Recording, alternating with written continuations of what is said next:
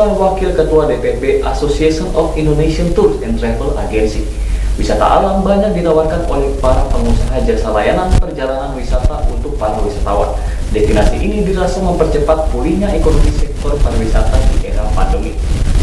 Wisata alam masih menjadi tren wisata yang akan dicari oleh banyak wisatawan. Kejenuhan orang berwisata serba modern menjadi titik balik tumbuhnya ekowisata di berbagai tempat. Sebut saja Yogyakarta yang sekarang menawarkan alamnya untuk dikunjungi wisatawan. Bali yang menjual nilai tradisionalnya. Nah, ini tentu saja hal yang bagus ya. Terus terang bahwa ekoturism ya ini menjadi satu pilihan bagi wisatawan saat ini ya. Kita tahu sejak pandemi melanda seluruh dunia ya, kegiatan dan mobilitas semua dilarang ya, termasuk kegiatan pariwisata. Kemudian berangsur-angsur diperbolehkan. Nah, ini yang mulai terjadi adalah kecenderungan orang untuk melakukan perjalanan wisata saat ini adalah ke alam ya. Ini harus kita lihat sebagai peluang, sehingga tentu saja ekoturism ini jadi satu hal yang sangat baik. Kita berharap tahun-tahun di Kalimantan Tengah ini bisa tetap mengembangkan atau lebih konsentrasi mengembangkan wisata alam ya, atau ekoturism. Karena kita percaya paling tidak mungkin dalam waktu dalam satu periode waktu ke depan orang-orang akan lebih cenderung untuk melakukan wisata alam. Ini hal yang baik sekali. Sama seperti di Jawa juga, tata sekarang yang berkembang ini adalah wisata alam ya. Sehingga destinasi pun ya, kawan-kawan bermain destinasi pun ya, sekarang yang mulai merasakan pemulihan paling cepat adalah mereka yang bergerak di wisata alam. Menurut Budi Janto, pemulihan tercepat pariwisata adalah travel agent yang memilih destinasi wisata alam, karena wisata alam menjadi pilihan favorit wisatawan dalam kurun tahun 2020, sekaligus menjadi tren para wisatawan dalam melakukan perjalanan wisatanya di tahun 2021. Dari Palangkaraya, Sam Hadi melaporkan.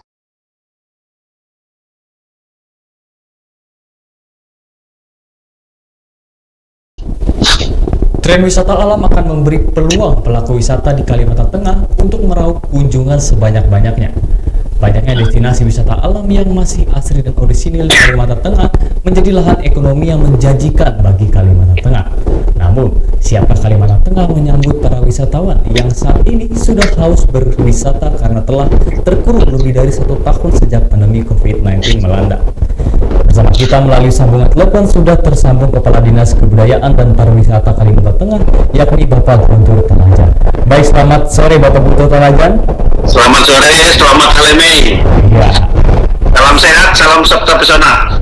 Baik Pak, apakah suara saya terdengar jelas Pak? Jelas sekali. Ya, baik Pak. Sebelumnya saya ingin menanyakan kabar Bapak, bagaimana kabar Bapak? Kabar sehat semuanya, dalam keadaan senang, berbahagia, dan ya sukacita. Iya, Walaupun suasana bencana ya, ada bencana banjir di mana-mana, juga bencana COVID, tapi kita tetap syukur, alhamdulillah, puji Tuhan, kita tetap sehat dan dalam keadaan ya sukacita. Iya, baik kalau begitu Pak. Baik, kita langsung saja Pak, terkait pembahasan tentang ekoturism, baik itu tren wisata alam maupun pelaku wisata alam di Kalimantan Tengah, saya ingin bertanya beberapa hal. Baik, kita sudah simak bersama tadi wawancara bersama Wakil Ketua Umum Association of the Indonesian Tours and Travel Agency, yakni Bapak Budianto Ardiansa, bahwa para pelaku wisata sudah mulai melirik ekowisata. Bagaimana pemerintah Kalimantan Tengah merespon hal tersebut, Pak? Pemerintah Kalimantan Tengah telah siap dan merespon apa yang disampaikan oleh Pak Ardiansa tadi, bahwa saat ini ya Kalimantan Tengah sebagai mana bahwa destinasi unggulan kita, prioritas kita, bahkan sudah dunia adalah alam atau ekoturism, yaitu alam Taman Nasional Tanjung Puting dan alam Taman Nasional Sebangau, kemudian yang ada pantainya Ujung Pendaran ya, Kota Waringin Timur, dan juga ada beberapa destinasi budaya, destinasi cagar budaya, yaitu Rumah Betang kita dan juga Museum Belanga, yang saat ini kita telah siap dan berupaya dengan mempersiapkan ada 10 kalender event nasional yang kita ajukan ke pemerintah pusat, ke Kementerian Pariwisata dan Ekonomi Kreatif. Tapi ada 5 kemarin yang sudah kita paparkan, yaitu kalender event tingkat nasional tahun 2021. Yang pertama, Festival Budaya Sinulang di Palangkaraya, Kalimantan Tengah, dan Festival Babukung di Kabupaten Mamandau. Ini juga sudah event nasional yang berulang kali tiap tahun kita laksanakan kecuali pada COVID tahun lalu. Kemudian Festival Lomba Alkon pada akhir Mei nanti di Sampit, Kota Waringin Timur.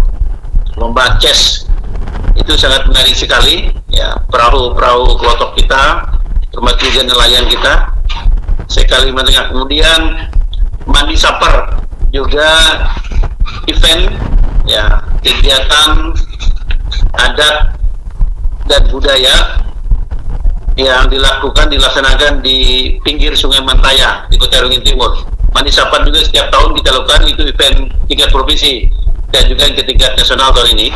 Kemudian event Laluhan di Kabupaten Kapuas. Ada 5 kalender event yang sudah saya dengan Kepala Dinas Kabupaten memaparkan ke pemerintah pusat, yaitu tim kurator atau tim penilai, hingga menunggu hasilnya. Ini cara-cara kita menyiapkan bagaimana event-event nanti akan menarik wisatawan datang dari luar Kalimantan Tengah untuk mengunjungi dan menikmati dan menyaksikan event-event ini. Selain itu juga kita telah menyediakan sumber daya manusia dan juga fasilitas lainnya, yaitu baru-baru ini kita ada membentuk mitra kita, yaitu kelompok sadar wisata di Kabupaten Gunung Mas. Ada 2 di Desa Hurung Bunut, kemudian Desa Melahui, Pulau Purun, Kabupaten Gunung Mas. Yang kita bentuk kelompok sadar wisata ini, kita lakukan bersama dengan Kepala Dinas. Kemudian juga diadakan diklat pelatihan kerjasama dengan Lembaga Sertifikasi Pariwisata Provinsi Kalimantan Tengah dan Surabaya, yaitu untuk pengusaha restoran dan kafe, pelaku usaha ekonomi kreatif kita, ya. Misalnya ke pengusaha kafe shop. Nah, setelah mereka didiklat, kita kemarin laksanakan selama 2 hari 4 hari di Betang Eka Tinggal Nganderang. Selesai diklat, kita berikan sertifikat. Kemudian juga semua hotel, ya, kita upayakan juga sertifikat yang terkait dengan pelaksanaan protokol kesehatan. Nah, saat ini hotel berbintang kita di Kalimantan Tengah, Palangkaraya, Kotim, Kota Waringin Barat, ya, kemudian juga di Kabupaten Kapuas, Daerah Brito, sudah siap melayani tamu-tamu kita, penginapan kita, ya, termasuk Hotel Balap, Swisbel, Prius, ya, Luansa. Yang saat ini rame dan sudah booming, yaitu acara perkoinan, ya. Event organizer kita, EO kita sudah tumbuh kembali. Mereka mengelola hampir setiap hari, ya, di hotel ada acara-acara pernikahan, ya, karena harus izin tim COVID dan jarang dilaksanakan di masyarakat atau di rumah tangga, maka dilaksanakan di hotel-hotel. Ini juga strategi baru kita, bagaimana event organizer dan kegiatan pesta perkawinan ini, resepsi perkawinan ini dilaksanakan di hotel-hotel. Iya. Ya, yang berikut bahwa tadi saya katakan ada event-event, jadi semua kabupaten kota punya kalender event tingkat kabupaten dan tingkat provinsi, termasuk Pulau Pisau, ya, Ketingan. Nah, kita masih menunggu ini. Sama yang zona hijau dan kuning masih bisa melaksanakan, tetapi yang masih zona merah kaitan dengan COVID ini, nah, kita masih menunda dulu, ya, pelaksanaannya karena terkait dengan izin dari tim COVID atau Satgas COVID kabupaten dan kota juga provinsi. Ini upaya-upaya kita. Termasuk bandara juga. Bandara, ya, penerbangan kita juga ada beberapa bandara yang menjadi pintu masuk, pintu gerbang turis kita masuk, Cilikriwut, kemudian Bakalambu dan Sampit. Dan juga kita bersama dengan OPD lain, Dinas Perhubungan, kemudian Dinas Kelautan, dermaga kita. Ya. Ini susul sungai kita sudah siap semua saat ini. Kecuali ada beberapa taman nasional yang daerah masih belum dibuka oleh izin dari pemerintah pusat. Contohnya Taman Nasional Sebangau kita masih belum diizinkan, tapi kita berupaya dalam waktu dekat ini kita minta supaya cepat dibuka. Tapi air hitamnya kira-kira sudah buka. Hijau Tanjung Puting sampai Tanjung Harapan masih bisa buka. Ya. Artinya ada pembatasan lokasi destinasi wisatawan kita. Tapi untuk usaha wisata kuliner pada malam hari ya, itu sudah mulai kelihatan, sudah mulai buka kembali. Demikian. Baik Pak, kita juga membahas destinasi. Sejauh mana pemerintah Kalimantan Tengah melalui Dinas Pariwisata dan Kebudayaan mempromosikan destinasinya tersebut Pak? Ya, kita menggunakan dan kerjasama mempromosikan destinasi ini yang sekarang ini lagi trennya adalah media sosial. Yeah. Video pendek, film pendek, itu yang kita share, kita bagikan ke semua provinsi, semua kabupaten, bahkan sampai ke luar negeri. Cuma sekarang ini kan sasaran kita adalah wisatawan Nusantara. Sebagaimana arahan Pak Menteri dan arahan Pak Gubernur, kita adalah bagaimana menarik sebanyak mungkin wisatawan Nusantara dari provinsi ya tetangga kita, dari daerah Banjarmasin, Kalsel, dari Surabaya, dari Jawa Tengah, bahkan dari Jakarta, mengajak dan mengundang mereka mempromosikan destinasi Kalimantan Tengah ini, bahwa Kalimantan Tengah ini adalah salah satu alternatif yang sangat-sangat strategis, yaitu wisata alamnya, alam terbuka. Karena saat ini dan ke depan wisatawan itu sangat menyenangi alam terbuka ataupun hutan tropis yang ada di Kalimantan Tengah. Jadi mengurangi tujuan wisata yang areanya ruangan ataupun gedung tertutup. Salah satu contoh ya, pada hari Sabtu Minggu kemarin kita menghadiri lomba memancing ya antar kabupaten di Palangkaraya di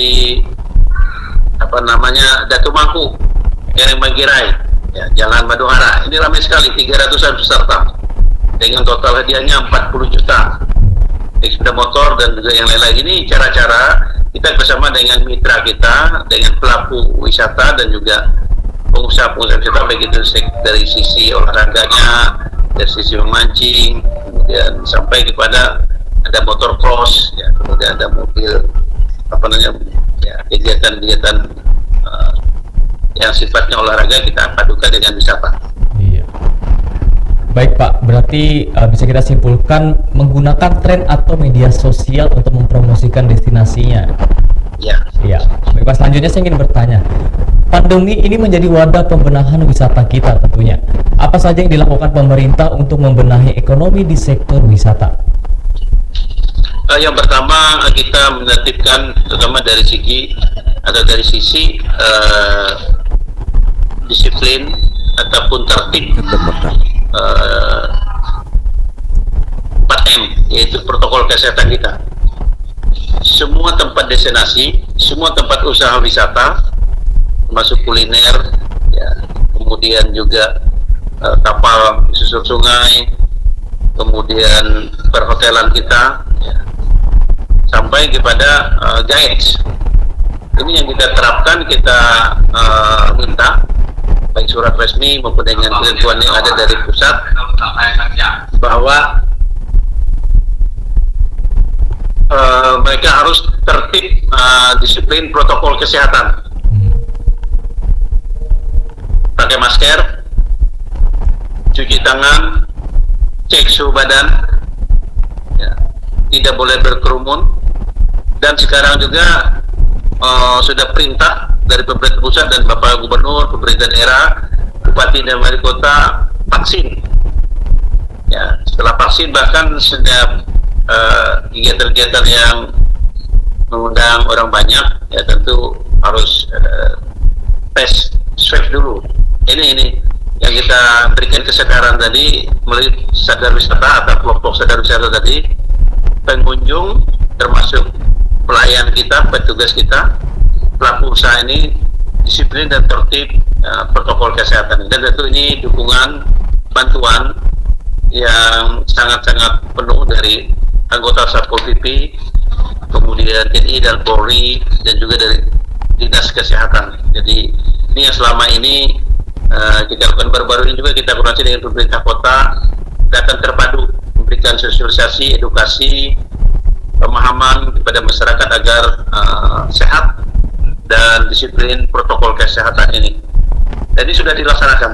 Tapi ada juga yang sedikit ya lalai, akan ditindak baik secara administrasi, lisan, bahkan sampai penutupan tempat usaha. Kita tidak inginkan seperti ini, makanya kita berikan sosialisasi pendekatan kepada semua pelaku usaha wisata yang ada di kabupaten kota dan juga yang ada di kecamatan bahkan di desa wisata kita. Iya. Baik Pak, dalam sambutannya di pelantikan Bupati Kota Waringin Timur beberapa waktu yang lalu, Gubernur Kalimantan Tengah Bapak Sugianto Sabran menyinggung 180 juta jiwa penduduk Jawa sebagai pangsa pasar wisata di Kalimantan Tengah. Bagaimana Bapak merespon hal tersebut? Ya, kami sangat-sangat senang dan ya memberikan apresiasi kepada Bapak Gubernur yang selama ini sangat-sangat mendukung dan memberikan arahan motivasi kepada kami, baik kebudayaan, ya, kesenian, seniman dan budaya kami. Contoh baru-baru ini saya mendapat laporan, bahkan ada video dari sanggar kami seniman yang ada di Bandara Cilikriwut. Pak Gubernur memberikan saweran katanya. Ya, sudah beberapa kali pada pelaku seni kami, seniman kami, ya suasana pandemi ini luar biasa. Langsung perintah Pak Gubernur kepada pelaku seni dan budaya. Tahun lalu juga ada bantuan sosial untuk seniman dan budaya kami, termasuk juga pelaku usaha wisata. Kemudian apa yang disampaikan Pak Gubernur, harapannya tadi adalah bahwa ini peluang.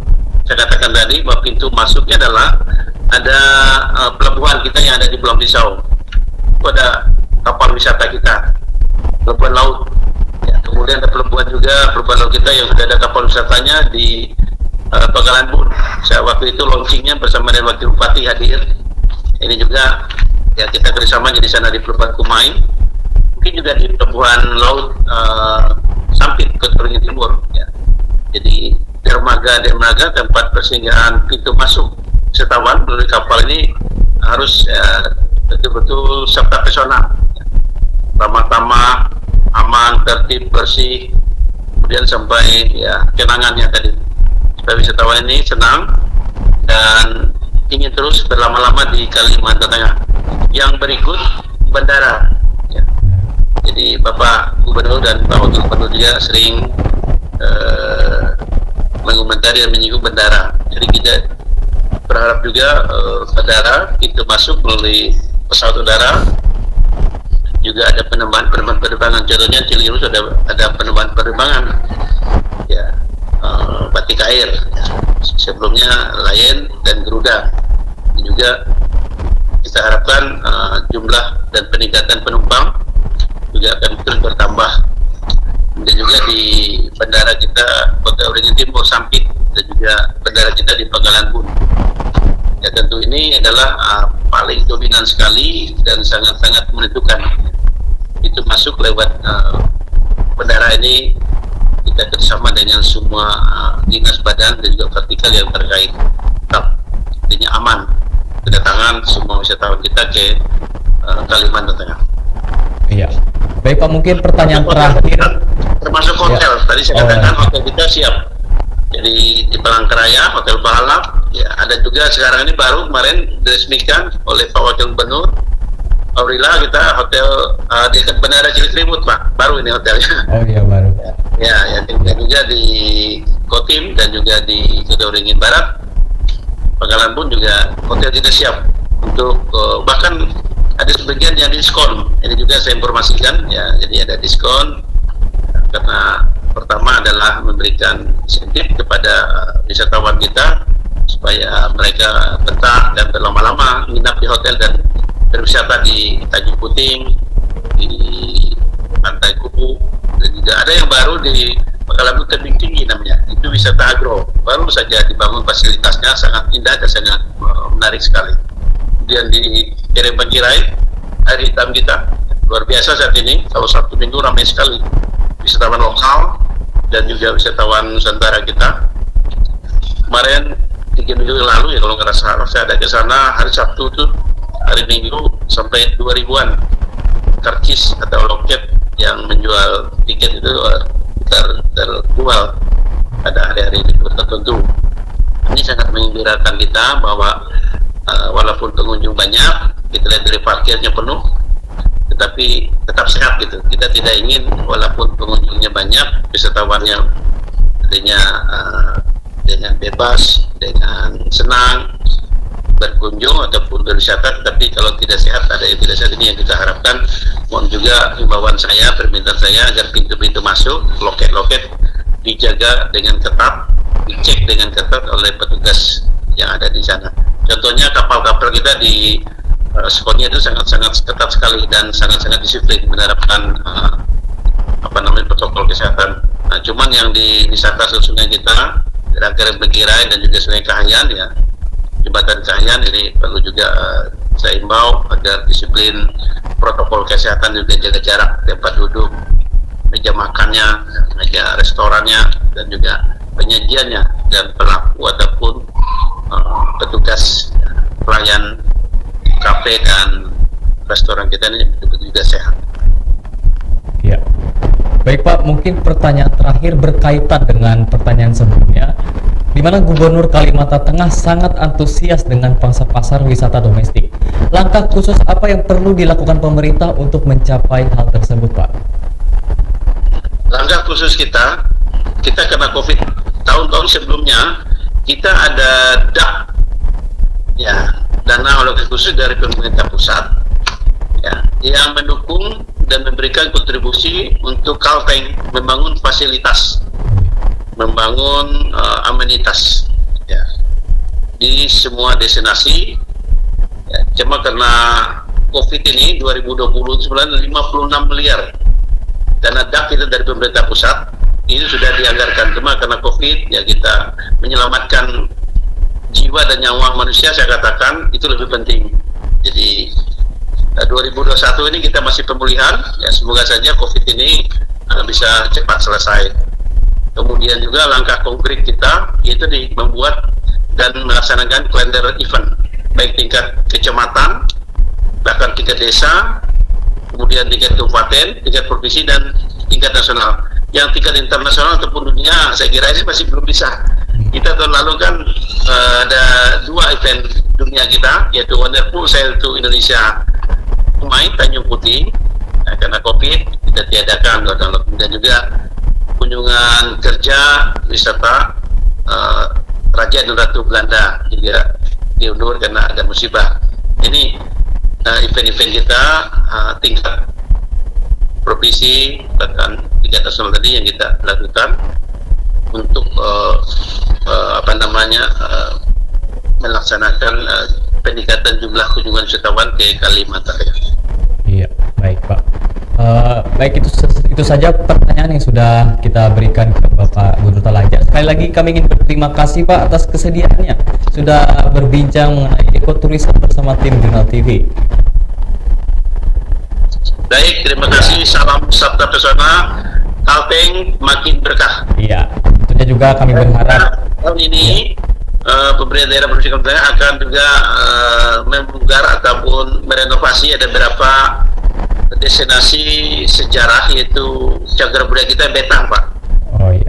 Mohon doanya, dukungan juga, kita akan memperbaiki dan berindah, percantik. Ada 3 betang kita di Kabupaten Gunung Mas, ada 2, Betang Tumbang Korik dan Betang Toyoy di Melahui, kemudian Betang Antangkalang di hulu Sungai Mentaya atau Poti. Iya. Baik Pak, kami dari tim Jurnal TV juga berdoa semoga apa yang sudah diprogramkan oleh pemerintah bisa terrealisasikan dengan baik, Pak. Amin. Iya, baik Pak. Semoga juga Bapak Guntur Talajan beserta keluarga selalu diberikan kesehatan. Amin. Iya, baik Pak. Sekali lagi terima kasih. Selamat malam, Pak. Selamat malam, sampai jumpa lagi dalam waktu dan ruang dan tempat yang sama. Saya siap kapan saja Zoom ataupun telepon seperti ini. Secara langsung pun siap Ya. untuk promosi pariwisata dan juga budaya Kalimantan Tengah. Ya, baik. Terima kasih Pak untuk kesediaannya. Selamat malam Pak. Selamat malam, mohon maaf apabila ada salah dan hilang. Amin. Baik pemirsa, demikian perbincangan kita bersama Kepala Dinas Pariwisata dan Kebudayaan yakni Bapak Guntur Talaja.